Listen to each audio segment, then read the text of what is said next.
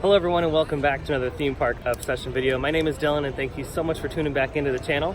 Today I'm at the Disneyland Resort to check up on the park this week and have a little fun. So how about you and I dive right in.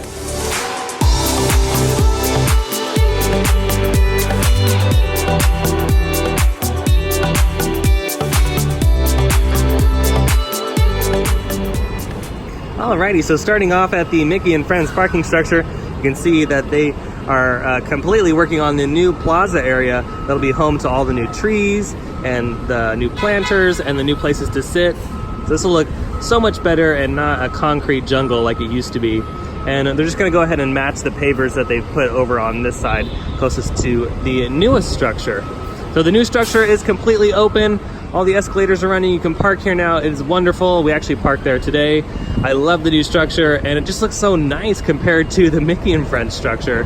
So maybe they'll spruce this one up later, or they'll just leave it the same to differentiate each structure so people can find their cars a little bit easier. But yeah, everything is open and ready to go.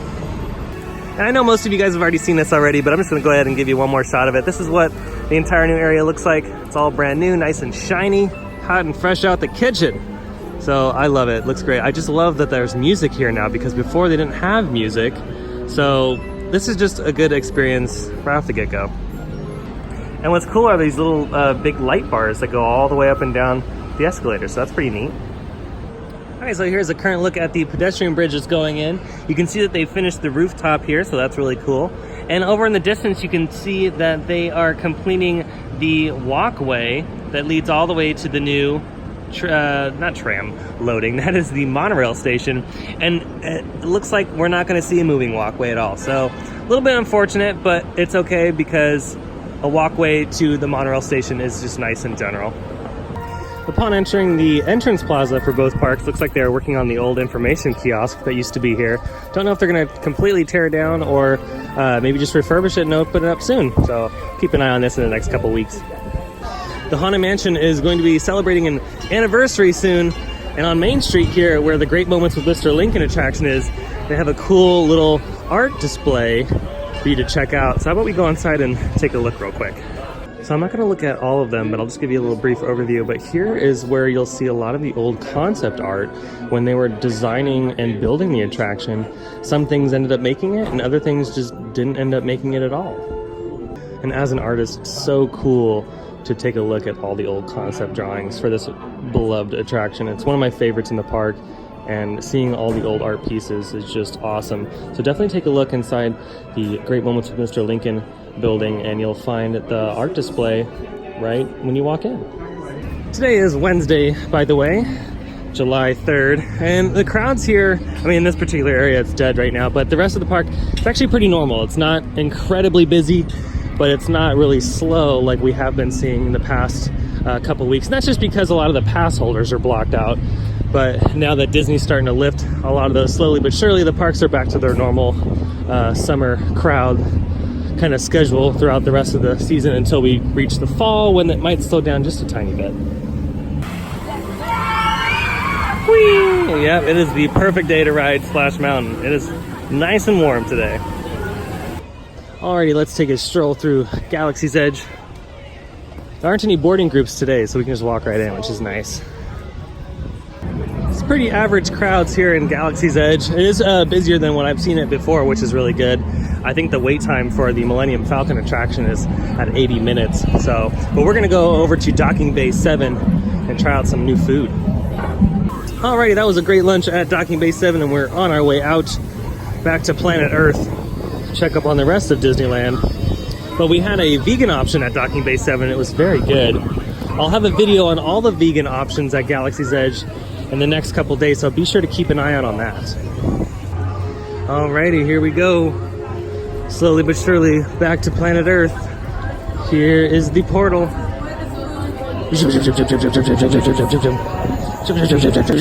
And we are back on Earth. Look at that. If for some reason you do need a boarding pass for Galaxy's Edge, which is just like the Fast Pass tickets for World of Color and Fantasmic, throughout the park they'll have these signs that will display if the land is ready to go or if the land has specific times for your boarding pass. So for example, a boarding pass may have like say 20 through 45, and it'll tell you, okay, now we're boarding from 20 to 45, groups 20 to 45, and you're able to go inside the land right now. But today, since the park is not too incredibly busy and the land is not at capacity, the land is freely open for you to enjoy. Now, if you do have a Fast Pass ticket, you don't have a time limit. You can stay inside Galaxy's Edge for as long as you want, and they won't kick you out, just like the reservation period back in June. Over here in Toontown, the Five and Dime and the Gag Factory are still open. I don't think they're going to start construction on the Mickey's Runaway Railway for at least another few months, if not maybe until next year. But that is the newest attraction coming to Toontown in this general area. Still don't know what they're going to do with the Submarine Lagoon once Tomorrowland eventually gets its renovation. Do you guys think it's going to stay, or do you think Disney will get rid of it, or maybe repurpose it? They'll keep the lagoon and just get rid of the ride. What do you think? Go ahead and comment down below. I'm really curious. Here in Tomorrowland, Hyperspace Mountain is still entertaining a bunch of people. Not really sure when this is going to be ousted, because we were told it was supposed to be a limited time engagement. But now that Star Wars Galaxy's Edge is open, I wonder how long this is going to be here in Tomorrowland and when they're going to turn it back to the normal Space Mountain. All right, here's a current look at the Spider-Man attraction for the all-new Marvel Land opening up next year. You can see scaffolding is still up with the scrims, and they have been working on whatever this green tarp is covering up. So see, it would be so cool to see an overnight kind of shot of this and see what kind of work they're doing overnight. But overall, it's the same looking kind of stuff for the Spider-Man attraction. All right, so over here at Disney California Adventure, they're getting ready for the Lion King show. You can see this is right across from the Little Mermaid attraction. It's a fantastic show, and I totally suggest those that are coming to visit to check it out. It's a lot of fun. My only gripe about this, though, is that there's no overhead shade for this show.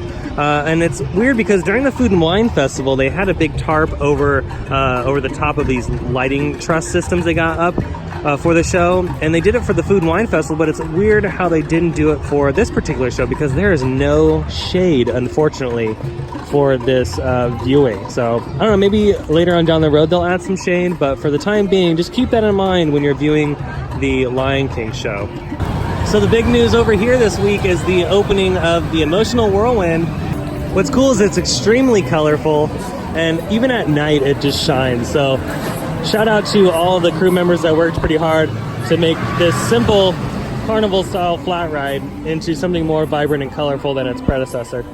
They did a great job on the sign as well. I really like they have the mirror finish and some of the little dots right here. And the characters are all over this attraction, so the kids will love it. And definitely getting some Mary Blair vibes going on with these. It's pretty crazy to see another attraction in this spot. It's been so long since we've seen a ride here. The last attraction to sit in this spot was the Maliboomer. That was a free fall attraction. It's pretty standard free fall attraction too, just kind of off the shelf. But so is this attraction, but as you can see, they've done a lot more to it to just make it fit in with the rest of the environment, and they did a fantastic job. So again, bring the little ones and have fun on the Emotional Whirlwind. Let's take a stroll through the Grizzly Peak recreation area. It's a nice little quiet, peaceful trail behind the attraction.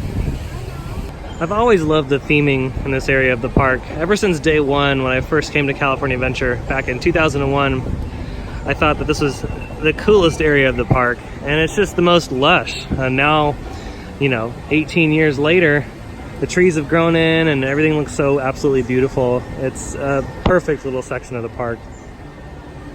Watch out for rocks. They're right there. And what's cool is over here you can see people get completely soaking wet.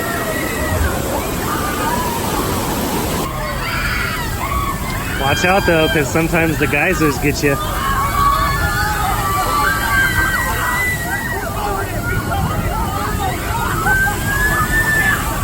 Well, that's going to do it for today's quick trip to Disneyland. I hope you enjoyed it. If you did, go ahead and hit that like button. And if you're new here, hit the subscribe button and help support the channel. And also hit that notification bell so you'll stay up to date on every time I post new videos.